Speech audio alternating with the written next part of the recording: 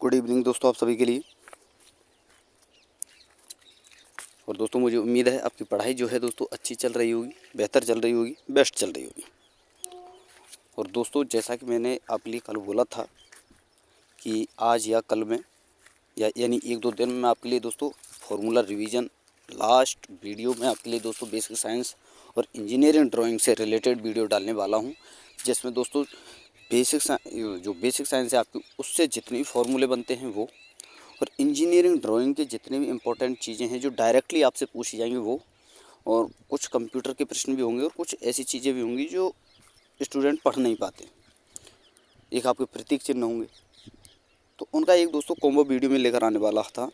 तो ये दोस्तों वीडियो उसी से रिलेटेड है, यानी इसमें जितने फार्मूले हैं बेसिक साइंस से वो आपके लेकर आने वाला हूँ। रिवाइज है दोस्तों और खुद के हैंड नोट्स हैं दोस्तों, खुद मैंने अपने हाथों से दोस्तों लिख कर तैयार किया है। तो दोस्तों वीडियो पर लास्ट तक बने रहना है आपको। हर क्वेश्चन को, हर जो है आपका फॉर्मूला है उसको अच्छी तरह समझना है, सारी चीज़ें समझनी है दोस्तों। क्यों दोस्तों, जो फॉर्मूले मैंने इसमें डाले हैं, जिस प्रकार से मैंने तैयार किए हैं, मैं आपको बता दूं दोस्तों, कोई भी फार्मूला हो वो कैसे बन सकता है, उसे कैसे तोड़ा मरोड़ा जा सकता है, और भी उसके कई फार्मूले होते हैं, किस प्रकार एक दूसरे से रिलेट किया जाता है उन्हें। तो इस प्रकार से सारी चीज़ें मैंने यहाँ पर डाली हुई हैं, ठीक है दोस्तों। और फाइनल रिवीजन ही समझिए आप दोस्तों, वन शॉट वीडियो होगी आपकी। और ये सारे फार्मूले बहुत ही इंपॉर्टेंट है दोस्तों आपके आने वाले इस एग्ज़ाम के लिए, CBT 2 के लिए। तो चलिए दोस्तों बिना किसी देरी के वीडियो को शुरू करते हैं। और जिन स्टूडेंटों ने अभी तक हमारे चैनल को सब्सक्राइब नहीं किया वो चैनल को सब्सक्राइब करके साथ में ऑल वाला बेल आइकन जरूर दबा लें दोस्तों, ताकि मेरी आने वाली हर वीडियो का नोटिफिकेशन सबसे पहले दोस्तों आपके पास पहुंच सके। और वीडियो अगर आपको अच्छी लगे तो वीडियो को दोस्तों लाइक करना है, शेयर करना है, और वीडियो पर लास्ट तक आपको बने रहना है, ठीक है दोस्तों। तो चलिए दोस्तों शुरू करते हैं वीडियो को। और देखिए दोस्तों, सबसे पहले हम मापन एवं मात्रक पढ़ेंगे, जिसमें दोस्तों आपका पूरा का पूरा मैं आपको पढ़ाने वाला हूँ मापन और मात्रक, क्यों वो तो है ही इम्पोर्टेंट दोस्तों, ठीक है। तो चलिए दोस्तों, फिर उसके बाद दोस्तों सारे फार्मूले हम देखने वाले हैं एक एक करके। तो देखिए दोस्तों, आपका पहला टॉपिक था मापन और मात्रा, यूनिट एंड मेजरमेंट, जो कि आपको बेसिक साइंस इंजीनियरिंग का सॉरी दोस्तों बेसिक साइंस का जो फर्स्ट टॉपिक है आपका यही है। तो देखिए दोस्तों, मापन और मात्रा की 3 पद्धतियाँ होती हैं, एक तो MKS, CGS और FPS। थोड़ा सा वीडियो दोस्तों फास्ट होगी, क्योंकि दोस्तों बहुत लंबी वीडियो हो जाएगी अगर मैं थोड़ा स्लो कराऊंगा तो केवल आपको ध्यान रखना है और देखना है बस वीडियो को, ताकि सारी चीज़ आपकी अच्छी तरह से रिवाइज होती चले, जाते समय आपको कोई दिक्कत ना हो दोस्तों क्वेश्चन सॉल्व करने में, ठीक है। फिर आपको पता है दोस्तों 3 पद्धतियाँ होती हैं, MKS, CGS, FPS। जिसमें MKS में M का मतलब होता है दोस्तों मीटर, जो कि लंबाई का मात्रक होता है। K का मतलब होता है दोस्तों KG, जो कि द्रव्यमान का होता है। S यानी दोस्तों सेकंड, ये समय का मात्रक होता है, और समय का मात्रक सभी में समान होगा दोस्तों, ये चीज़ आपको याद रखनी है MKS, CGS में और FPS में। केवल अब बात करें हम CGS पद्धति में, तो C का मात्रक है दोस्तों, C का मतलब है सेंटीमीटर, तो ये लंबाई का मात्रक है। G है ग्राम का, तो ये द्रव्यमान का मात्रक है। इस प्रकार FPS में जाएँ तो F है दोस्तों फुट का मात्रक, F का मतलब है फुट, तो ये लंबाई का मात्रक है। P यानी पाउंड, यानी द्रव्यमान का मात्रक। तो ये पद्धतियाँ हैं आपकी, इस प्रकार से आपको याद रखनी है, ठीक है दोस्तों। ये डायरेक्टली इनमें से क्वेश्चन पूछ जाते हैं कि F किसका मात्रक है, P किसका मात्रक है, ठीक है। तो ये इस प्रकार से पूछे जाएंगे, आपको याद रखने हैं। अब चलिए आगे देखते हैं दोस्तों, मूल मात्रक। ये आपके 7 मूल मात्रक होते हैं दोस्तों, जैसे कि लंबाई, द्रव्यमान, समय, तापमान, पदार्थ की मात्रा, प्रकाश की तीव्रता और विद्युत धारा। अब इनकी मात्रक क्या है दोस्तों, लंबाई का मीटर होता है, द्रव्यमान का किलोग्राम, समय का सेकंड, ताप का केल्विन, पदार्थ की मात्रा का मोल, ज्योति तीव्रता का कैंडेला और विद्युत धारा का एम्पियर। ये इनके प्रतीक होते हैं दोस्तों। मीटर को M से दर्शाते हैं, किलोग्राम को KG से, समय को सेकंड S से, केल्विन को K से, मोल को MA से, कैंडेला को दोस्तों CD से। ये प्रतीक भी पूछे जाते हैं, तो ये भी आपको याद रखने हैं दोस्तों। और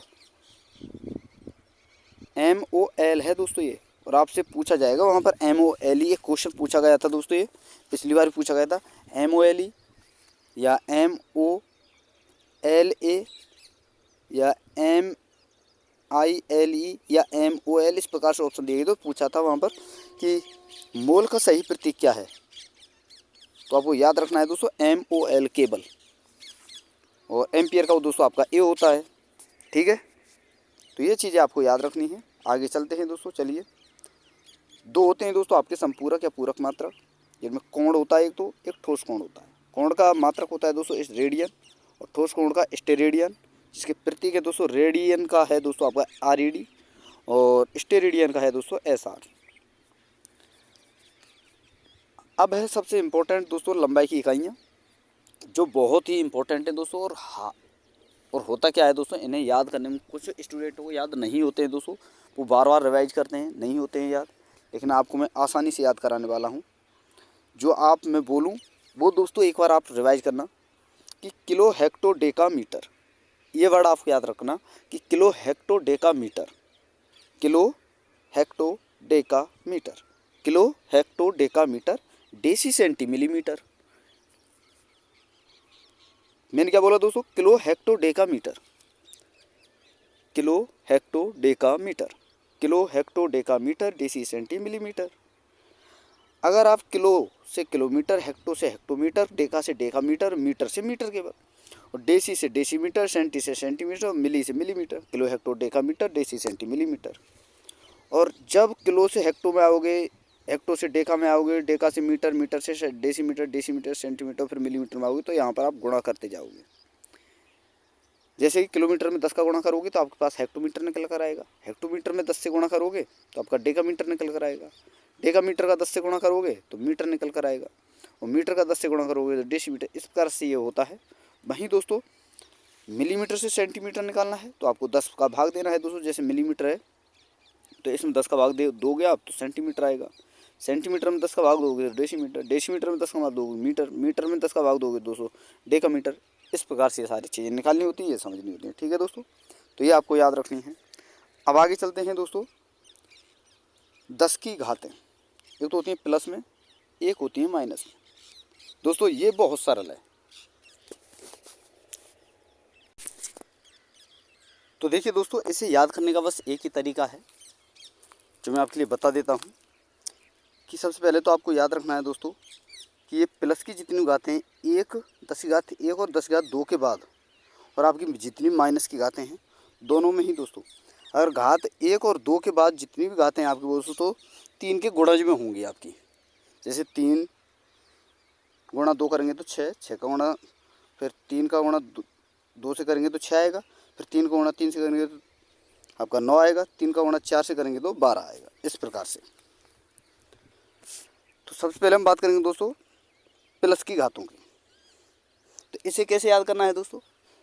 अब मैंने यहाँ पर दोस्तों एक चीज़ आपके लिए कराई थी, ये रही दोस्तों किलो हेक्टो डेका मीटर। तो मीटर को आप भूल जाइए, ठीक है। 3 इधर घातें बची आपकी और 3 ही ऊपर बची। तो ऊपर तो आपको उल्टा चलना है इस प्रकार से, Deka hectometre, Deka hecto kilo, और नीचे सीधा चलना है आपको डेसी सेंटी मिली। तो यही चीज़ें आपको याद रखनी है। देखिए यहाँ पर deca hecto kilo, kilo hecto deca आपको याद है ना, kilo hecto deca metre deci centi millimetre. तो kilo hecto kilo hecto deca, 10 की घात 3 किलो, 10 की घात 2 हेक्टो, 10 की घात 1 डेका। फिर मेगा, गीगा और टेरा। बस इस प्रकार से आपको याद रखना है। ये इनके सिंबल हैं। डेका का डी है, हेक्टो का एच, किलो का के, किलो का केजी है दोस्तों, और मेगा का एम, गीगा का जी और टेरा का टी। इसी प्रकार से kilo hecto deca metre deci centi milli. फिर उसके बाद माइक्रो 10 की घात 6, नैनो 10 की घात 9, पीको 10 की घात 12 और मिली 10 की घात -3, और 10 की घात सेंटी है दोस्तों 10 की घात -2, और डेसी है 10 की घात -1। यानी डेसी सेंटी मिली माइक्रो और नैनो पीको। और 1 माइक्रोन का मान होता है दोस्तों 10 की घात -6। ये बहुत ज़्यादा पूछा जाता है, आपको याद रखना है। ठीक है दोस्तों, तो इस प्रकार से सारी चीज़ें याद करनी है आपको। अब चलिए दोस्तों आगे देखते हैं। दोस्तों ये चीज़ें ज़रूर याद रखनी है कि जैसे आपका एक परमाणु का त्रिज्या पूछा जाता है तो ये है दोस्तों 10 की घात -10 मीटर। पृथ्वी की अगर त्रिज्या आपसे पूछे तो 6.4 इंटू 10⁻6 मीटर, और इलेक्ट्रॉन का द्रव्यमान पूछे तो 9.1 इंटू 10⁻31। एक तापमान का फॉर्मूला है आपका, ये जरूर आपको याद रखना है, C/5 बराबर F-32/9 और बराबर K-273/5 और बराबर में R/4। ठीक है दोस्तों, ये चीज़ ज़रूर आपको याद रखनी है, फॉर्मूला बहुत ज़्यादा है और आपसे डायरेक्टली वहाँ पर पूछा जाएगा कि सेंटीग्रेड को फ़ारेनहाइट में बदलें या फ़ारेनहाइट को केल्विन में बदलें, इस प्रकार से। तो ये चीज़ें आपको याद रखनी है। आगे बात करते हैं हम दोस्तों ऊर्जा के मात्रक। ऊर्जा के ये मात्रक होते हैं दोस्तों, जैसे joule, electron volt, calorie, kilowatt hour, watt hour. Watt hour का मान होता है दोस्तों 1000 जूल। तो ये चीज़ें भी आपको याद रखनी है। वहीं आगे देखें दोस्तों ऊर्जा के मात्रक, ये तो है ही दोस्तों। तो देखिए दोस्तों, ये चीज़ें मैंने बताई है ना, जिसमें वाट आवर का मान होता है दोस्तों 1000 जूल, एक यूनिट बराबर होता है दोस्तों 1 किलोवाट आवर, और 1 किलोवाट आवर का मान होता है दोस्तों 1000 वाट आवर।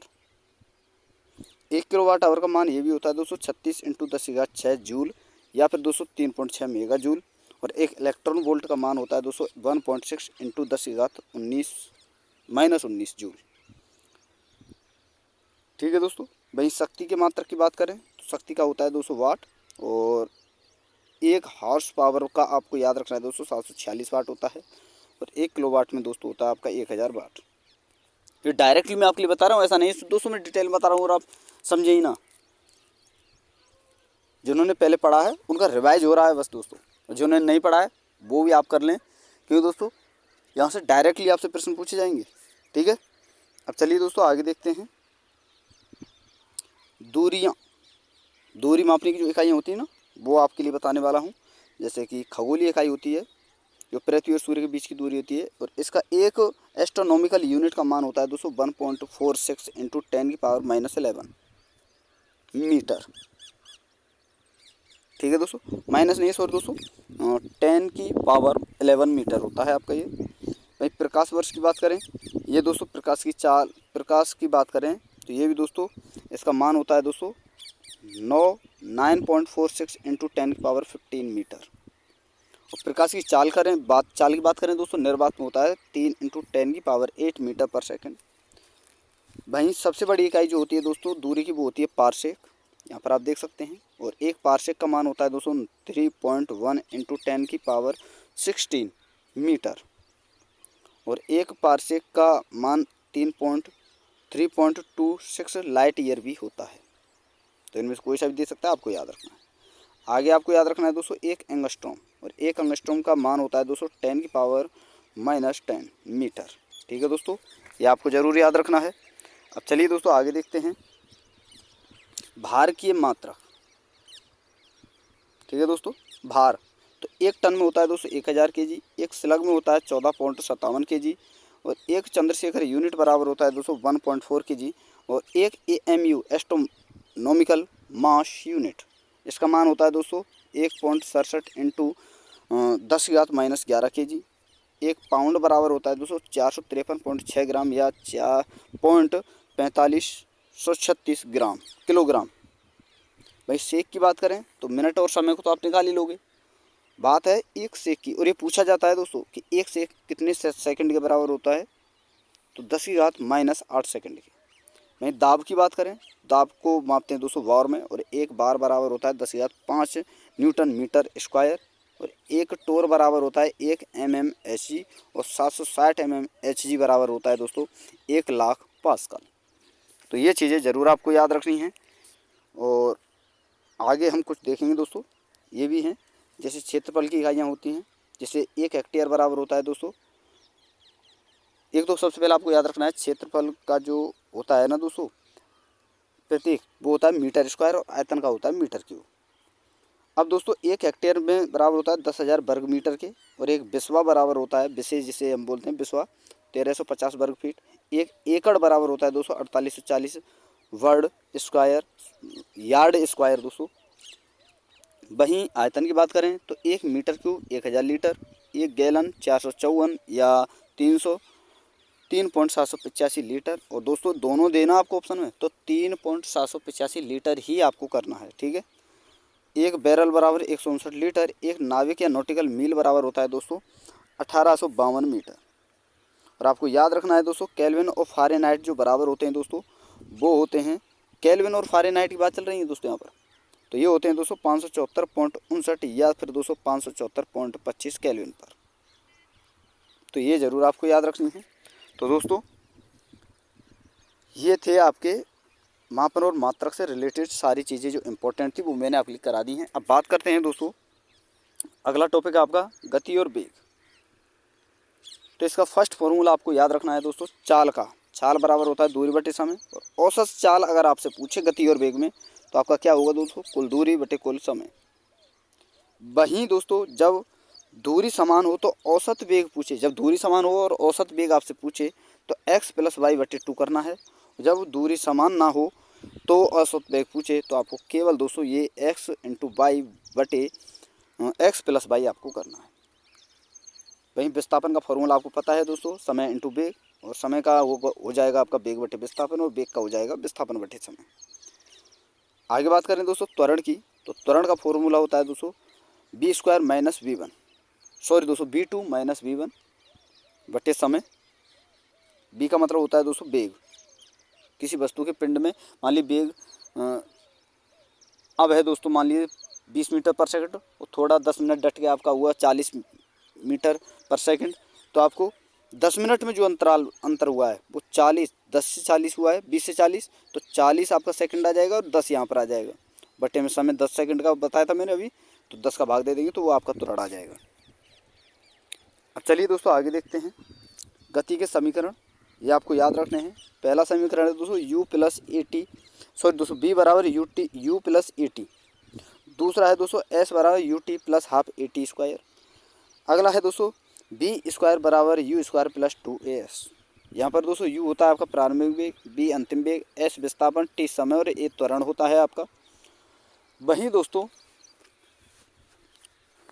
कोई वस्तु जब ऊपर या नीचे फेंकी जाए, या नीचे जाए या ऊपर फेंकी जाए, तो यहाँ पर -g आपको करना है, बस इतना आपको याद रखना है। जो a है a की जगह आपको g रखना है, और ये जो प्लस की चिन्ह है ना दोस्तों, यहाँ पर आपको केवल माइनस लेकर चलना है। ये चीज़ ज़रूर आपको याद रखनी है।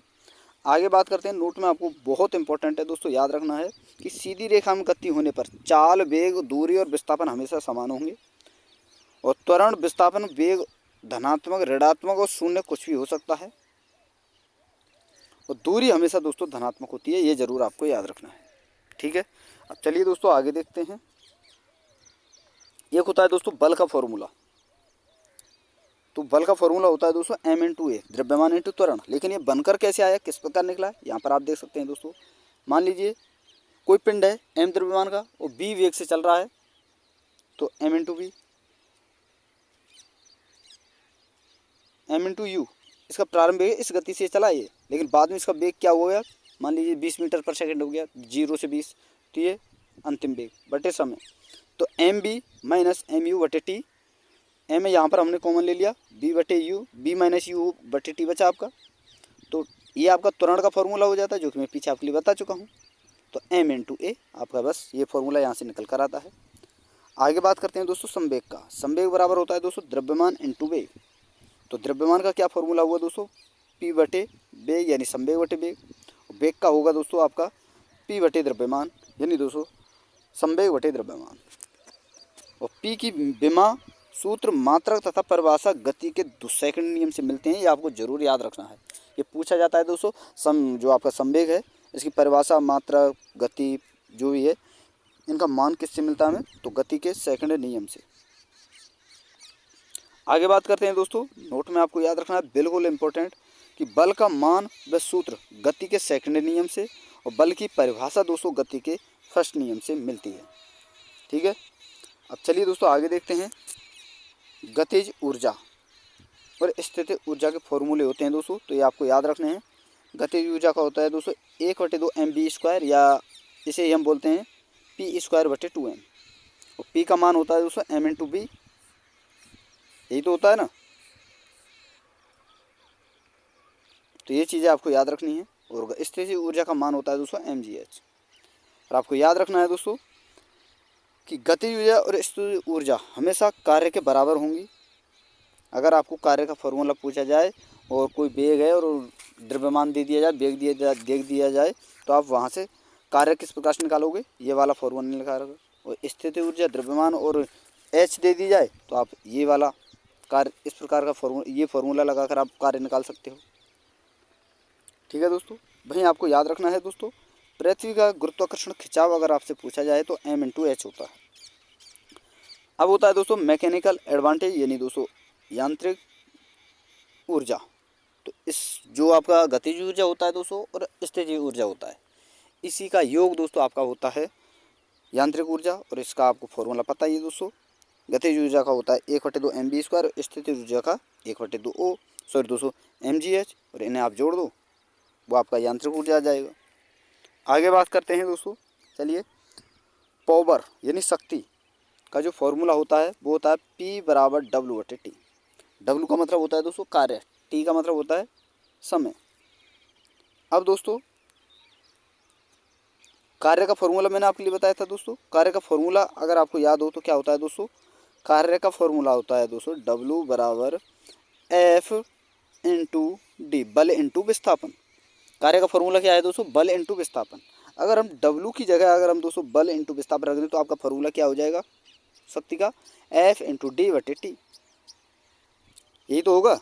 और कार्य को मैंने अभी पीछे बताया भी है कि कार्य जो है दोस्तों आपका स्थितिज ऊर्जा के बराबर भी होता है और गतिज ऊर्जा के बराबर। तो अगर वहीं हम दोस्तों कार्य की जगह mgh रख दो बटे समय दे दें, और वहीं 1/2 mv² बटे समय दे दें, तो वो भी आपका दोस्तों पावर का फॉर्मूला होगा। तो ये फार्मूला यहाँ पर निकल कर आता है दोस्तों 2t/2, 2 से 2 खत्म हो जाएगा, सॉरी दोस्तों, जब ये नीचे आएगा तो ये 2t हो जाएगा, तो यहाँ पर फॉर्मूला क्या हो जाएगा आपका mv²/2t। अब आपको एक चीज़ और याद रखनी है दोस्तों, P बराबर होता है W, जैसे P जो है कार्य के समानुपाती होता है संवेग, और E जो बराबर होता है दोस्तों आपके ऊर्जा के बराबर होता है। जितना आप एनर्जी दोगे उतना आप कार्य कर पाओगे, तो हुआ ना कार्य के बराबर एनर्जी। और E जो बराबर होता है दोस्तों हीट के, और हीट का फॉर्मूला क्या है दोस्तों I²RT। तो P का फॉर्मूला आप यहाँ पर ये भी तो लगा सकते हो कि P = I²RT।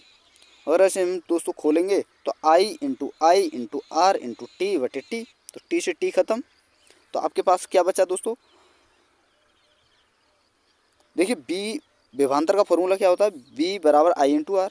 तो अगर हम यहाँ पर दोस्तों B रख दें तो फॉर्मूला क्या हो जाएगा I × B, लेकिन I का फॉर्मूला क्या होगा यहाँ पर दोस्तों B/R। जैसे यहाँ पर B = I × R है, और अगर हम यहाँ से I का मान निकालेंगे तो B/R हो जाएगा।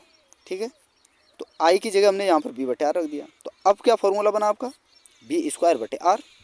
तो इस प्रकार से भी आपको करना है, यानी फॉर्मूला कैसा भी हो किसी प्रकार से तोड़ा मरोड़ा जा सकता है, केवल आपको समझना है कि क्या चीज़ें होती हैं, कैसे कैसे इनको जो है दोस्तों अच्छी तरह से जो है आप समझ सकते हो। और इस प्रकार मैंने आपको समझाने की कोशिश की है दोस्तों, किसी प्रकार का क्वेश्चन आ जाए, न्यूमेरिकल आ जाए, वो कहीं आपको दिक्कत आने वाली नहीं है। अब चलिए दोस्तों बात करते हैं मात्रक की। तो इसका मात्रक होता है शक्ति का दोस्तों जूल सेकंड या वाट, और 1 हॉर्स पावर 746 वाट के बराबर होता है। 1 किलोवाट होता है 1000 वाट की, जो कि मैं आपके लिए बता चुका हूँ। अब चलिए दोस्तों आगे चलते हैं। ये रहा दोस्तों आपका कार्य, ऊर्जा और शक्ति। ठीक है दोस्तों, तो कार्य का फॉर्मूला क्या होता है दोस्तों, बल इंटू विस्थापन, जो कि पीछे बताया है। जब गति समान हो तो बल इंटू विस्थापन लगेगा, और जब गति समान ना हो तो बल इंटू विस्थापन इंटू cos थीटा लगेगा। बल का फॉर्मूला क्या है दोस्तों m/a, तो ये भी आपका लग सकता है m/a इंटू विस्थापन इंटू cos थीटा। इस प्रकार से भी आप कर सकते हो। ठीक है दोस्तों, और यहाँ पर t जो है ना, ये t दिया है यहाँ पर, अगर आपको समय दिया होगा तो वहाँ पर t भी यहाँ पर आप लगा सकते हो। ठीक है, तो ये आपको याद रखना है। आगे बात करते हैं दोस्तों भार का। तो भार का होता है mg, जहाँ पर g का मान होता है दोस्तों 9.8। आगे आपको याद रखना है दोस्तों, बहुत इंपॉर्टेंट जो नोट्स लिखा हुआ हो ना, वो दोस्तों चीज़ आपको जरूर ध्यान से समझनी है। बहुत इंपॉर्टेंट बातें लिखी होती हैं उसमें, जैसे कि बल द्वारा किया गया कार्य समान दिशा में हो तो cos थीटा का मान 0 होगा, और 0 का मान क्या होता है दोस्तों 1 होता है। वहीं आगे बात करें दोस्तों, नोट में आपको याद रखना है भार द्वारा किया गया कार्य 90 डिग्री का कार्य होगा दोस्तों। जैसे मान लीजिए कोई व्यक्ति है, इसके सिर पर ये बोझ है, ये इधर चल रहा है, तो ये भार जो रखा है इसका बल किधर होगा, इधर साइड पृथ्वी की तरफ, गुरुत्वाकर्षण की तरफ। तो इस पर भार पर जो है दोस्तों गुरुत्वाकर्षण बल भी लगेगा, तो यहाँ पर कोण कितना बना, 90 डिग्री का, और 90 डिग्री का मान होता है दोस्तों 0, तो पूरे कार्य का मान भी 0 होगा। तो ये चीज़ें आपको याद रखनी है। वहीं घर्षण द्वारा किया गया कार्य, जैसे कि वस्तु इधर विस्थापित होगी तो घर्षण इधर होगा, तभी तो आप वस्तु विस्थापित कर पाओगे। तो ये कोण कितना हुआ, 180, और 180 का मान होता है -1, यानी दोस्तों ये हमेशा 180 का मान होता है -1। ठीक है। अब चलिए दोस्तों कार्य के मात्रक की बात करते हैं। तो कार्य का मात्रक होता है न्यूटन मीटर या जूल या डाइन सेंटीमीटर या अर्ग, इसे भी हम कह सकते हैं। और 1 जूल बराबर होता है 10⁻7 अर्ग, या 1 अर्ग बराबर होता है 10⁻−7 जूल। तो ये चीज़ें ज़रूर आपको याद रखनी है। अब चलिए दोस्तों आगे चलते हैं। ऊर्जा का फॉर्मूला होता है आपका, जैसे हम W के नाम से भी जानते हैं। W का ऊर्जा का फॉर्मूला होता है दोस्तों शक्ति बटे समय। ठीक है दोस्तों, शक्ति यानी पावर, समय इनटू टी। और P का मैंने सारी चीज़ें बता ही दी हैं दोस्तों। P बराबर होता है W/T, और W बराबर तो होता है P इंटू टी। तो P का मान यहाँ पर W/T इंटू समय, तो T से T वही कार्य के बराबर आ जाएगा। अब यहाँ से W जो हीट वाला मैंने बताया था E के बराबर होता है आपका W, और E बराबर होता है H के। तो उस फॉर्मूले के आधार पर यहाँ पर आप सॉल्व कर सकते हो। अब चलिए दोस्तों आगे बात करते हैं इनके मात्रक की। तो ऊर्जा का मात्रक होता है joule, electron volt, calorie, kilowatt hour, watt hour. तो वाट आवर 3600 जूल के बराबर, 1 यूनिट किलोवाट आवर के बराबर, 1 किलोवाट आवर के बराबर। और 1 किलोवाट आवर बराबर होता है 236 × 10⁶ जूल या 3.6 मेगा जूल के बराबर। 1 इलेक्ट्रॉन वोल्ट होता है 1.6 × 10⁻19 जूल के बराबर। 1 किलो जूल होता है 1000 जूल। 1 कैलोरी बराबर होता है 4.18 किलो जूल या 4184 जूल। वहीं दोस्तों 1 जूल के बराबर 1 जूल जो होता है वो होता है 1/4.18 के बराबर। तो ये चीज़ें दोस्तों आपको याद रखनी हैं। अब चलिए दोस्तों आगे देखते हैं। लीवर एंड मशीन यानी उत्तोलक जो हैं आपके, उन्हें हम देखते हैं। तो देखिए दोस्तों आपके पास 3 प्रकार के लीवर होते हैं यानी उत्तोलक होते हैं। एक तो होता है फर्स्ट श्रेणी का, सेकंड श्रेणी का, थर्ड श्रेणी का। उत्तोलक में आपको याद रखना है दोस्तों फलक्रम बीच में होता है, भार इधर साइड होता है और एफर्ट इधर साइड होता है। तीन ही चीज़ होती हैं। फलक्रम जिस पर ये जो रॉड है ये घूमती है, एक तरफ लोड होता है, एक तरफ दोस्तों प्रयास होता है जो हम लगाते हैं। फर्स्ट श्रेणी के उत्तोलक में दोस्तों फलक्रम बीच में होगा, सेकंड में भार, और थर्ड में दोस्तों प्रयास बीच में होगा, जैसा कि यहाँ पर आप देख सकते हैं। ठीक है, यहाँ पर फलक्रम बीच में, यहाँ पर भार बीच में, यहाँ पर एफर्ट बीच में। तो ये चीज़ें आपको याद रखनी है। और दोस्तों आपको याद रखना है फलक्रम में लोड और एफर्ट की जो भुजाओं का मान है वो बराबर भी हो सकता है। ठीक है, बराबर होगा। इसमें दोस्तों हमेशा सेकंड लीवर में जो होता है दोस्तों प्रयास भुजा जो होती है वो ज़्यादा होती है और लोड भुजा कम होती है। लेकिन दोस्तों थर्ड लीवर में लोड भुजा ज़्यादा होती है और एफर्ट भुजा कम होती है। तो ये आपको याद रखना है। चलिए दोस्तों आगे देखते हैं। ये आपके लिए मैंने बता ही दिया, ये सारी चीज़ें मैंने आपके लिए बता दी। फर्स्ट क्लास में आपको याद रखना है मैकेनिकल एडवांटेज यानी यांत्रिक लाभ का मान जो होता है दोस्तों 1 भी होता है, 1 से कम भी होता है, 1 से ज़्यादा भी होता है। और सेकंड में हमेशा 1 से ज़्यादा होगा और फर्स्ट में हमेशा 1 से कम होगा। सॉरी दोस्तों थर्ड में 1 से हमेशा कम होगा। अब इनके एग्जाम्पल की बात करें दोस्तों, फर्स्ट श्रेणी के जो एग्जाम्पल हैं जैसे कैंची, क्रॉवर, तराजू, सीसो, हाथ से डंबल उठाना। तो दोस्तों ये आपका फर्स्ट श्रेणी का नहीं है, थर्ड श्रेणी का है। ठीक है, आगे बात करते हैं दोस्तों सेकंड श्रेणी के। तो नट क्रैकर, सरोता, मैंगो कटर, कुली गाड़ी, भार गाड़ी, लकड़ी पर रखकर चाकू से वस्तु को काटना, बोतल ओपनर जो होता है वो भी आपका दोस्तों सेकंड श्रेणी का उत्तोलक होता है। चिमटा, fishing machine, stapler, hockey stick, ये आपके दोस्तों थर्ड श्रेणी के होते हैं। और हाथ से डंबल उठाना ये भी आपका दोस्तों थर्ड श्रेणी का उत्तोलक है। अब चलते हैं दोस्तों आगे। यांत्रिक जो लीवर एंड मशीन मैंने आपके लिए बता दिया, लीवर तो मैंने आपके लिए बता दिया। बात करते हैं मशीन के बारे में। तो मशीन के लिए कौन कौन से आपके फॉर्मूले याद होने चाहिए आपको, वो हम बात करते हैं। तो देखिए दोस्तों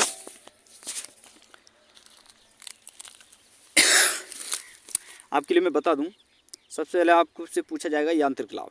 तो यांत्रिक लाभ का फॉर्मूला सबसे पहले आपको याद रख लीजिए। ये आपके फॉर्मूले हो सकते हैं, जैसे कि प्रयास बटे भार, या फिर प्रयास भुजा बटे भार भुजा, या फिर जो है दोस्तों आउटपुट प्रयास बटे इनपुट प्रयास।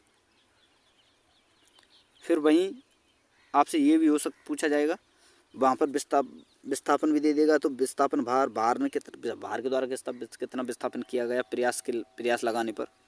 तो ये भी होता है दोस्तों विस्थापन प्रयास बटे विस्थापन, सॉरी दोस्तों विस्थापन भार बटे विस्थापन प्रयास। ठीक है, यानी दोस्तों इसमें एक चीज़ आपको याद रखनी है, हमेशा प्रयास इसमें नीचे आएगा और वेग अनुपात में हमेशा प्रयास ऊपर आएगा।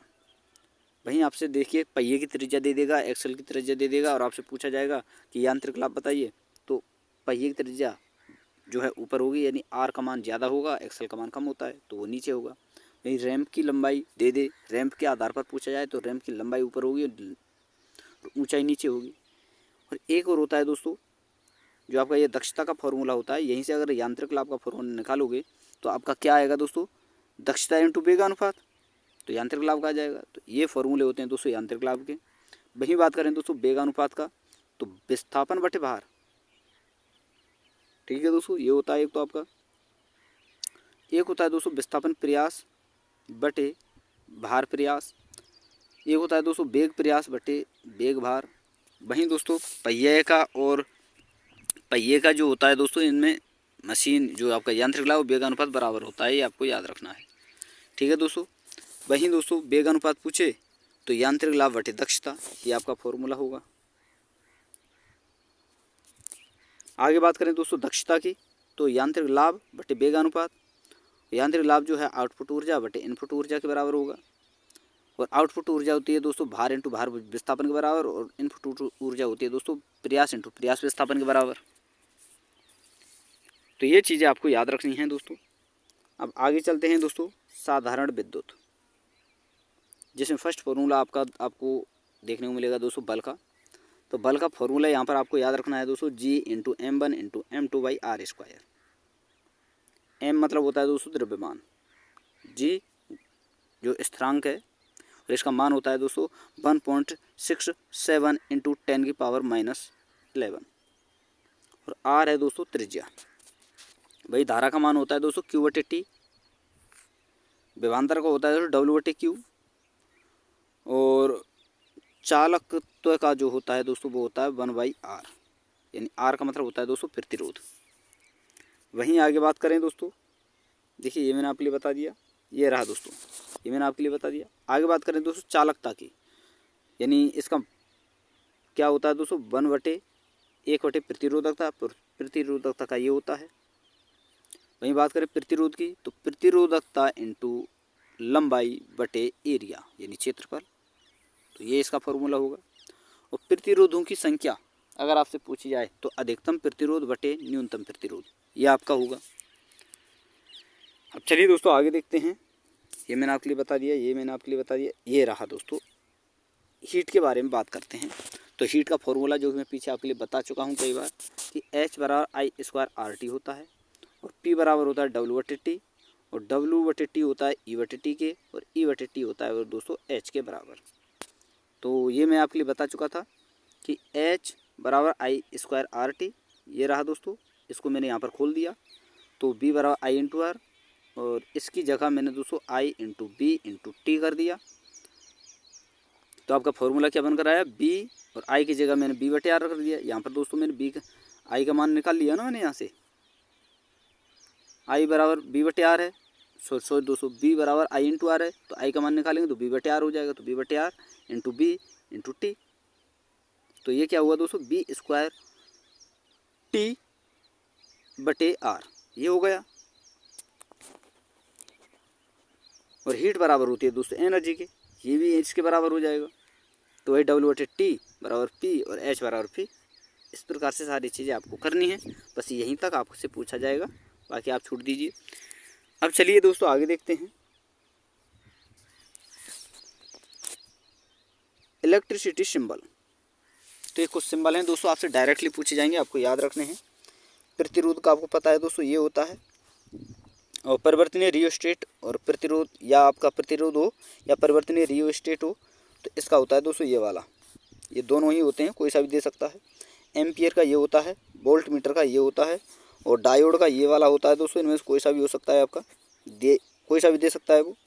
एलईडी यानी प्रकाश उत्सर्जक डायोड का ये होता है, और गैल्वेनोमीटर के ये दोनों होते हैं दोस्तों, या तो ये होगा या ये होगा, कोई सा भी दे सकता है। ये होता है दोस्तों ग्राउंड कनेक्शन का। तो ये आपको याद हो गए होंगे दोस्तों। नहीं हो तो ये केवल आपके, ऐसा नहीं है मैं आपको याद करा कर ही जाऊँगा, ये आपको रिवाइज करा रहा हूँ मैं दोस्तों। और दोस्तों वीडियो अगर आपको पसंद आ रही है, वीडियो को लाइक जरूर करते चलें, शेयर करते चलें। अब चलिए दोस्तों आगे देखते हैं। द्रव्यमान, भार और घनत्व यानी मास, वेट एंड डेंसिटी। तो घनत्व का फॉर्मूला क्या है दोस्तों, द्रव्यमान बटे आयतन, आयतन का द्रव्यमान बटे घनत्व, और द्रव्यमान का दोस्तों घनत्व इंटू आयतन। वहीं आगे हम बात करें, चलिए दोस्तों देखते हैं बल का। ये मैं आपके लिए बता ही चुका हूँ, G बराबर m1 इंटू m2/r², और भार का होता है दोस्तों mg। जी का मान आपके लिए बताया था, मान 6 इंटू 6.67 इंटू 10⁻⁻11।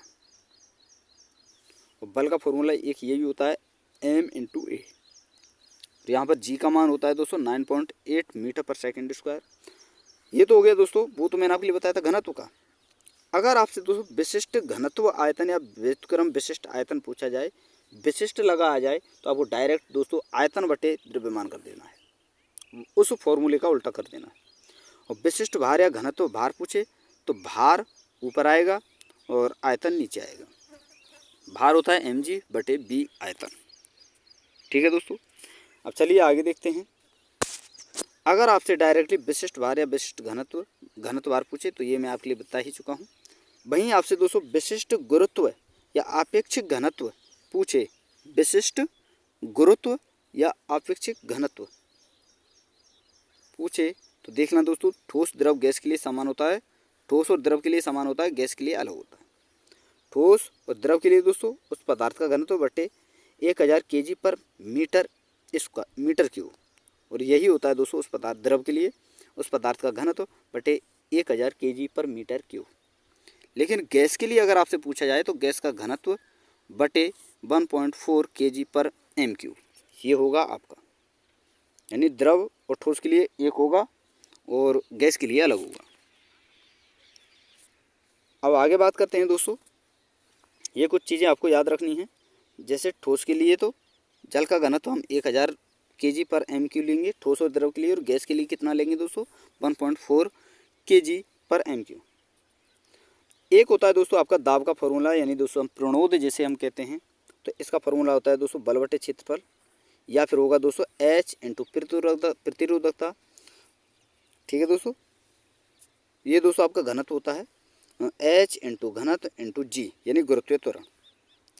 H का मतलब होता है दोस्तों, H जो आपका प्रेशर समानुपाती होता है वो दोस्तों तो H के यानी गहराई या गहराई के लिए, गहराई के भी समानुपाती होता है, घनत्व के भी समानुपाती होता है, और गुरुत्वीय त्वरण के भी। और R यहाँ पर अब बात करते हैं दोस्तों आदर्श गैस समीकरण। यहाँ से दोस्तों प्रश्न पूछा जाता है, हर बार पूछा जाएगा। ठीक है, तो चलिए दोस्तों, आदर्श गैस समीकरण का फॉर्मूला है PB बराबर mRT। P का मतलब होता है दोस्तों दाब, B का आयतन, M का द्रव्यमान, T का ताप, और R जो होता है दोस्तों यहाँ पर कांस्टेंट होता है। तो ये चीज़ ज़रूर आपको याद रखनी है, R क्या होता है दोस्तों, कांस्टेंट। अब चलिए दोस्तों आगे देखते हैं। ये रहा आपका ऊष्मा और तापमान, और इसमें दोस्तों देखिए आपको कौन कौन से फॉर्मूले याद रखने हैं जो इम्पोर्टेंट और डायरेक्टली आपको प्रश्न में देखने को मिलेंगे। डायरेक्टली इन फॉर्मूलों के आधार पर आपसे प्रश्न पूछे जाएंगे। तो पहला है दोस्तों ऊष्मा धारिता, और ऊष्मा धारिता का फॉर्मूला है दोस्तों दी गई ऊष्मा बटे ताप में अंतर, यानी Q बटे डेल्टा T। और विशिष्ट ऊष्मा अगर आपसे पूछे तो Q बटे M इंटू डेल्टा T, या फिर दोस्तों ऊष्मा अगर आपसे पूछे तो क्या हो जाएगा, ऊष्मा, ये ऊष्मा है दोस्तों, Q का मतलब है दोस्तों ऊष्मा, और C का मतलब है ऊष्मा धारिता। अगर आपसे यहाँ पर आपसे ऊष्मा पूछा जाए तो M इंटू डेल्टा T, ये विशिष्ट ऊष्मा गुणज में चले जाएंगे, तो क्या होगा आपका फॉर्मूला M इंटू S, यानी S का मतलब है दोस्तों विशिष्ट ऊष्मा इंटू डेल्टा T, यानी Q बराबर M into S into delta T। ठीक है, तो ये चीज़ें आपको याद रखनी है। आगे बात करते हैं दोस्तों ऊष्मा का मान ये आपके लिए बता ही दिया, m इंटू एस जो कि विशिष्ट ऊष्मा है इंटू डेल्टा टी। एक होता है दोस्तों, अगर आपके पास उसमें चालकता का मान दिया हो और एरिया दिया हो और मोटाई दी गई हो उस क्षेत्रफल की, तो आपको कौन सा फॉर्मूला लगाना है दोस्तों, के इंटू ए इंटू डेल्टा टी बटे टी, जिसमें क्यू का मतलब है दोस्तों ऊष्मा, एम का मतलब होता है दोस्तों यहाँ पर द्रव्यमान, एस का मतलब होता है दोस्तों विशिष्ट ऊष्मा, और डेल्टा टी का मतलब होता है यहाँ पर भी देख सकते हो और यहाँ पर भी देख सकते हो तापमान अंतर। के का मतलब होता है दोस्तों ऊष्मीय चालकता, ए का मतलब होता है दोस्तों क्षेत्रफल, और ये टी जो है नीचे इसका मतलब है दोस्तों मोटाई यानी दोस्तों थिकनेस। अब चलते हैं दोस्तों आगे, देखते हैं इंजीनियरिंग ड्राइंग की आपकी कुछ चीज़ें आ जाती हैं जो आपको याद रखनी है, इंपॉर्टेंट हैं। तो चलिए दोस्तों एक एक करके आपको देखते हैं।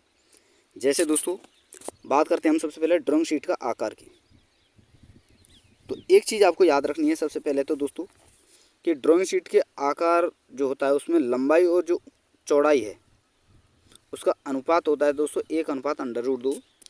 और ड्राइंग शीट जो है दोस्तों A0 से A5 तक आपको मिलती है, जिसमें दोस्तों जो कम ये जो कम होगा ये तो आपकी लंबाई होगी, और ज़्यादा रेंज होगी दोस्तों ये आपकी चौड़ाई होगी। तो A0 का आपको याद रखना है 841 और इंटू 1189। तो आपको सीधा क्या करना है दोस्तों, 841 को ऐसे ही निकाल देना है, यहाँ पर रख देना है, इसका आपको याद आधा कर लेना है। ठीक है, जैसे कि 2 का भाग देंगे 5 में तो यहाँ पर ये 594.5 आएगा, 0.5 को आपको छोड़ देना है, मतलब 594 यहाँ पर आपको लिखना है। फिर इसका आपको याद रखना है, ये A1 का आ जाएगा। फिर इसका आपको याद यहाँ पर लिखना है और इसका आधा करना है, फिर इसको यहाँ पर रखना है, फिर इसका आधा करना है, इसको यहाँ रखना है, इसका आधा करना है, इसको यहाँ रखना है, इसका आधा करना है। इस प्रकार से आपको याद रखना है। ठीक है दोस्तों, ये दोस्तों आपके क्षेत्रफल हैं A0, A1, A2, A3, A4, A5। तो ये इनका क्षेत्रफल है। A0 का 1 मीटर स्क्वायर, फिर 1 मीटर का आप आधा करिए 50 मीटर स्क्वायर, फिर इसका आप आधा करोगे 0.25, फिर इसका आधा करोगे 0.125 A3 का, वहीं A4 का 0.0612 मीटर स्क्वायर, फिर इसका आधा करोगे तो 0.03108 मीटर स्क्वायर। तो ये इस प्रकार से होगा। और दोस्तों अगर आप सोच रहे हो कि मैं आपको याद करा कर जाऊँ, तो याद करा कर नहीं जा सकता, क्योंकि दोस्तों मैं आपके लिए केवल रिवाइज करा रहा हूँ। जो चीज़ें आप भूल चुके हो या भूलने वाले हो या भूल सकते हो उन्हें आप अच्छी तरह से याद रख सकते हो, केवल और केवल। ठीक है, अब चलिए आगे चलते हैं। वहीं ड्राइंग बोर्ड होता है दोस्तों आपका, ये 4 प्रकार का होता है, D0 से लेकर D3 तक। D0 वाले को कहते हैं दोस्तों एक्वेटेरियन, D1 को डबल एलिफेंट, D2 को एम्पीरियल और D3 को दोस्तों हाफ एम्पीरियल। तो ये इनकी लंबाई होती है दोस्तों, ये चौड़ाई होती है और ये मोटाई होती है। तो ये आप भूल जाइए, पहले मोटाई को छोड़िए, आप केवल D0, D1, D2, D3 की लंबाई और चौड़ाई का मान देखिए दोस्तों। यहाँ पर 0 का आपको याद रखना है केवल 1500 इंटू 1000। अब क्या करना है आपको, इसका आधा करना है, सर इसको तो यूँ ही उतार देना है, 1500 का आधा 750 होता है तो 700 रखना है, 700 को यूँ ही उतार देना है, 1000 का आधा 1000 को यूँ ही उतार देना है, 700 का 350 ही आपको केवल रखना है। ये ज़रूर है आपको याद रखना है। 1500 का तो 200 केवल 700 रखना है, लेकिन 700 का 350 ही रखना है। वहीं D0 D1 की जो मोटाई होती है 225 होगी और D2 और D3 की 15 होगी। वहीं आपसे पूछा जाएगा दोस्तों टी स्क्वायर के साइज, जो कि T0, T1, T2, T3 के रूप में होते हैं। तो जो आपकी ड्राइंग बोर्ड है उसकी जो लंबाई के साइज हैं वही दोस्तों आपके टी स्क्वायर के साइज होंगे, जैसे कि T0 का 1500, T1 का 1000, T2 का 700 और T3 का 500। ठीक है दोस्तों, अब चलिए दोस्तों आगे चलते हैं, पेंसिल के बारे में हम समझते हैं। तो पेंसिल आपकी होती हैं दोस्तों, ये रही दोस्तों 7B से लेकर 6, 5, 4B, 3B, 2B, 4B, HB, FH, 2H, 3H, 4H, 5H, 6H, 7H, H, 8H और H। तो HB की जो होती है दोस्तों, इधर जाओगे आप तो सॉफ्ट पेंसिल मिलेंगी और इधर जाओगे हार्ड। तो HB जो है सबसे मुलायम होती है और 9H जो है दोस्तों 7B सबसे मुलायम और 9H जो है दोस्तों सर्वाधिक कठोर। यानी दोस्तों जो मुलायम होंगी उनमें कोलिन की मात्रा कम होगी, इसलिए वो मुलायम होंगी। मध्यम वालियों में मध्यम मुलायम कोलिन की मात्रा भी मध्यम होगी, इसलिए इनमें जो है दोस्तों मीडियम होंगी। और जो पेंसिल जितनी कठोर होगी उसमें कोलिन की मात्रा उतनी ही ज़्यादा होगी। और आपको याद रखना है दोस्तों मैकेनिक पेंसिल के बारे में, जो कि 4 प्रकार की होती हैं। एक तो 0.3, 0.5, 0.7, 0.9, जो कि 0.5 जो होती है सबसे अच्छी होती है।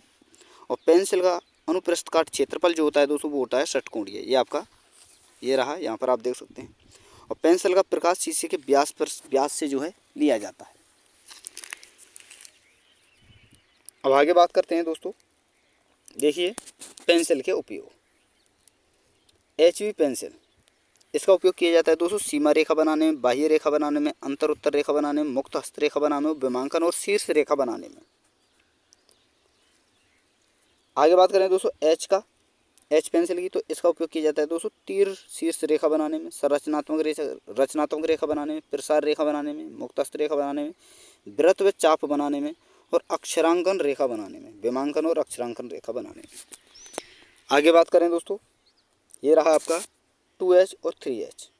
इसका उपयोग किया जाता है दोस्तों केंद्र व अक्ष रेखा बनाने में, बिंदुदार रेखा बनाने में, काटे गए भाग को दर्शाने वाली रेखा बनाने में और प्रक्षेपण रेखा बनाने में। आगे बात करें दोस्तों 3H, 4H, 5H, 6H, इनके उपयोग किए जाते हैं दोस्तों कॉम्प्लिकेटेड ड्राइंग बनाने में, बहुत बारीक और स्वच्छ कार्य के लिए और ड्राइंग को लंबे समय तक बनाए रखने के लिए। अब चलिए दोस्तों आगे बात करते हैं। अगला है आपका लाइन, जो कि दोस्तों 10 प्रकार की होती हैं, ए से लेकर AB, AB, AC, 3, सॉरी दोस्तों AD, एक मिनट सॉरी दोस्तों, A type, B type, C type, D type, E type, F type, H type और H टाइप और K टाइप। और पेंसिलों के बारे में ये चीज़ जरूर आपको याद रखनी है दोस्तों, वहाँ पर मैं नहीं लिख पाया कि फिटरशॉप में सर्वाधिक प्रयुक्त F है और संरचनात्मक कार्यों में 2H, 3H और मध्य ग्रेड पेंसिल जो होती है वो होती है दोस्तों HB। अब बात करेंगे दोस्तों हम लाइनों के बारे में और उनके उपयोग के बारे में। तो चलिए दोस्तों देखते हैं। सबसे पहले ये सतत मोटी लाइन, ए टाइप जो होती है वो होती है सतत मोटी लाइन, जो इस प्रकार की होती है। और इसका उपयोग दोस्तों दृश्यत आउटलाइन या किनारे बनाने में, यानी दोस्तों किनारा और सतही लाइन बनाने में किया जाता है। बात करते हैं दोस्तों बी टाइप की लाइन की, जो कि सतत पतली रेखा होती है और इसका सर्वाधिक प्रयोग किया जाता है दोस्तों। ठीक है दोस्तों, और इसका उपयोग किया जाता है दोस्तों विमांकन रेखा में, लीडर रेखा में, विस्तारित रेखा में, काल्पनिक रेखा में।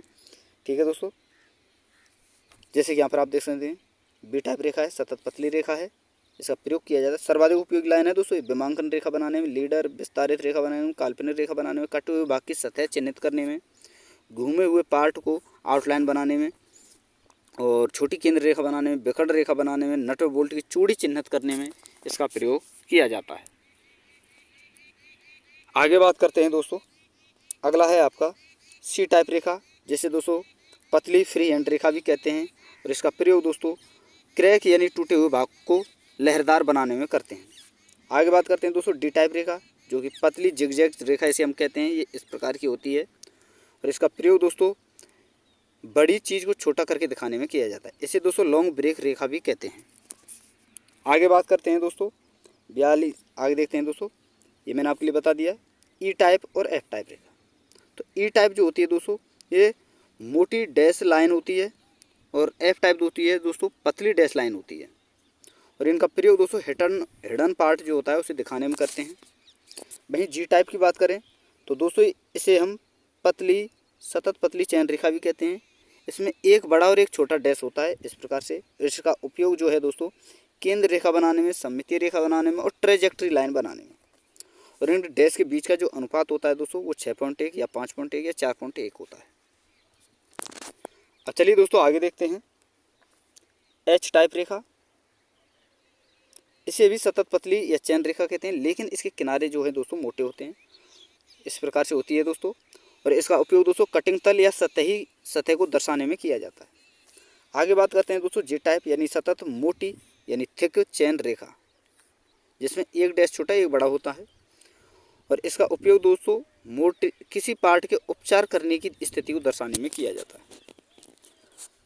अब बात करते हैं दोस्तों के टाइप रेखा, जो कि सतत पतली थिन चैन रेखा होती है और डबल डैश होती है। जैसे एक डैश बड़ा होगा, दो जो डैश होंगे छोटे डैश होंगे। और इसका उपयोग जो है दोस्तों ये रहा यहाँ पर मूवेबल पार्ट को दर्शाने में, एक से अधिक गतिमान भागों की स्थिति बताने में, दिखाने में, या फिर दोस्तों किसी पार्ट के चित्र में सेंटर से गुजरने वाली रेखा बनाने में, और किसी पार्ट के कटिंग पार्ट वाले हिस्से में आने वाले पार्ट को दर्शाने में इसका प्रयोग किया जाता है। तो ये थी दोस्तों आपकी कंप्लीट लाइन। दोस्तों मुझे पता है कि वीडियो थोड़ा सा फास्ट है, क्योंकि दोस्तों वीडियो बहुत लंबी हो जाती है। मैंने वादा किया है केवल 1 घंटे में आपको वीडियो कंप्लीट करानी है। अब आगे बात करते हैं दोस्तों गियर एंड ट्रेन की। तो ये भी ड्राइंग का ही पार्ट है दोस्तों, जिसका फॉर्मूला है दोस्तों N1/N2 बराबर T2/T1। N1 होता है दोस्तों ड्राइवर की स्पीड, और N2 होता है दोस्तों ड्रिवन की स्पीड। T1 होता है दोस्तों ड्राइवर के दांतों की संख्या, और T2 होता है ड्रिवन के दांतों की संख्या। तो ऐसे डायरेक्टली आपसे फॉर्मूला पूछा जाता है, क्वेश्चन पूछा जाता है, तो आपको याद रखना है। आगे बात करते हैं दोस्तों प्रतीक चिन्हों की। ये होते हैं दोस्तों आपके चेतावनी चिन्ह। ये गार्डेड का है, ये ट्रेन जैसे जा रही हो तो इन गार्डेड का है। ये दोस्तों पैदल चलने वालों का है, ये स्कूल जाने वालों का है। ये रिस्क ऑफ एक्सप्लोजन विस्फोटक से खतरे का है। ये सिर के खतरे का है, सिर के बचाने के लिए सिर का खतरा है यहाँ पर, तो आप इस प्रकार का चिन्ह देख सकते हो, इस प्रकार का चिन्ह होगा आपका। वहीं general burning risk of danger, कोई वैसा खतरा हो तो उसकी चेतावनी के लिए ये होगा आपका। ओवरहेड लोड, यानी वजन, भारी वजन है ऊपर तो उसका ये होगा। तो आपको देखकर चलना है, कहीं भारी वजन ना हो आपके ऊपर और आपके ऊपर गिर जाए, तो वो सारी चीज़ें आपको देखकर चलनी होती हैं। एक होती है दोस्तों फ्रीगल रूफ, यानी फिसलन सतह। ये फिसलन सतह का है। ये है दोस्तों फोर्क लिफ्ट ट्रक, ये लिफ्ट वाला ट्रक है, आपको देखकर चलना है। बस ये वाले जो हैं सिंबल आपको याद रखने हैं। और ये आपको सबसे याद रखना है ज़्यादा कि जो ये त्रिभुजाकार जितने भी होते हैं आपके चेतावनी चिन्ह होते हैं।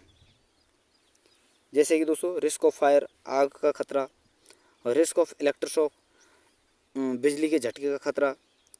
ये दोस्तों जहरीले टॉक्सिक जो पदार्थ हैं उनका खतरा। ये एक्रोसिव सब्सटेंस जो होते हैं उनका खतरा। एक होता है दोस्तों रेडिएशन, विकिरण जो होती हैं उनका खतरा होता है ये दोस्तों। एक ये लेजर बीम का खतरा होता है। तो इस प्रकार के प्रतीक चिन्ह होते हैं। वहीं आगे बात करें दोस्तों, ये आपका गिब्बे का होगा, अनिवार्य संकेत होंगे ये, और ये गिब्बे का होगा, ये स्टॉप का होगा, ये ओवरटेकिंग निषेध है, इसका मतलब है दोस्तों निषेध, तो ये अनिवार्य होंगे। वहीं सूचनात्मक की बात करें तो ये पेट्रोल पंप का है। ये दोस्तों दिशाओं का है, एडवांस डायरेक्शन साइन, जैसे ये दिल्ली का है, ये जयपुर का है, ये चंडीगढ़ का है। तो ये होते हैं दोस्तों आपके सूचनात्मक संकेत। अब बात करते हैं दोस्तों जो अपशिष्ट होते हैं उनके लिए दोस्तों कुछ डिब्बे पूछे जाते हैं, कौन सा डिब्बा किस अपशिष्ट के लिए किस रंग का होगा। तो ये आपको याद रखना है कि जैसे कागज़ के लिए नीला, प्लास्टिक के लिए पीला, धातु के लिए लाल, कांच के लिए हरा, भोजन के लिए काला, और अन्य सभी के लिए नीला आसमानी। आगे बात करते हैं दोस्तों, ये रहा। अब बात करते हैं दोस्तों कंप्यूटर के बारे में। तो ये कंप्यूटर कुंजियाँ हैं, शॉर्ट कुंजियाँ, तो ये आपको याद रखनी है दोस्तों, ठीक है दोस्तों। जैसे कंट्रोल ए का मतलब है सभी सेलेक्ट, कंट्रोल बी का मतलब बोल्ड यानी मोटा, कंट्रोल सी का मतलब प्रतिकृति, कंट्रोल डी का मतलब डुप्लीकेट, और कंट्रोल एन का मतलब न्यू पेज, एस का मतलब कंट्रोल एस का मतलब सेव करना, कंट्रोल बी का मतलब पेस्ट करना, और कंट्रोल एक्स का मतलब कट करना। वहीं आगे हम बात करें, ये रहा दोस्तों कंट्रोल बाई का मतलब है दोस्तों पेस्ट करना, एक्स का मतलब बी है दोस्तों ये पेस्ट करना, कंट्रोल एक्स का मतलब कट करना, एन का मतलब है दोस्तों नई विंडो खोलना, और कंट्रोल प्लस टैब या फिर दोस्तों कंट्रोल प्लस PGDN हो तो अगले पेज पर जंप करना, और control plus shift plus W या फिर दोस्तों AL प्लस F4 हो तो करंट विंडो क्लोज करना, और control plus shift plus tab या कंट्रोल प्लस PG अप हो तो पिछले पेज पर जंप करना, और अलर्ट और प्लस स्पेस प्लस X हो तो करंट विंडो को मैक्सिमाइज करना, और दोस्तों alert plus space plus N हो तो करंट विंडो को मिनिमाइज करना, और alert plus shift plus tab हो तो विपरीत दिशा में विंडो के द्वारा मूव करना, और alert plus F plus X हो तो गूगल क्रोम को बंद करना। तो ये होते हैं। आगे हम बात करते हैं दोस्तों फुल फॉर्म की। तो CPU का आपका है दोस्तों ये रहा आपका फुल फॉर्म है ये दोस्तों, कंट्रोल प्रोसेसिंग यूनिट। रैम का है दोस्तों रैंडम एक्सेस मेमोरी। रोम का है दोस्तों रीड ओनली मेमोरी। आईपी का है दोस्तों इंटरनेट प्रोटोकॉल। यूएसबी का है दोस्तों यूनिवर्सल सीरियल बस। और लैन का है दोस्तों लोकल एरिया नेटवर्क। और वैन का है दोस्तों वाइड एरिया नेटवर्क। वीपीएन का है दोस्तों वर्चुअल प्राइवेट नेटवर्क। HTML का है दोस्तों हाइपर टेक्स्ट मार्कअप लैंग्वेज।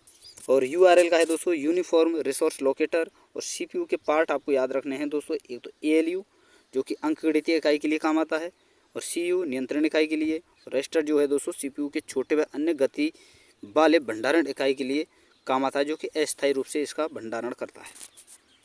आगे बात करते हैं दोस्तों,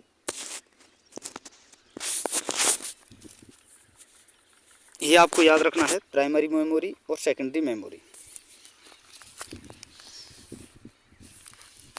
तो प्राइमरी मेमोरी रैम और रोम, और सेकेंडरी मेमोरी आपकी होती है हार्ड डिस्क, ड्राइव SSD यानी solid state drive, USB, CD, DVD।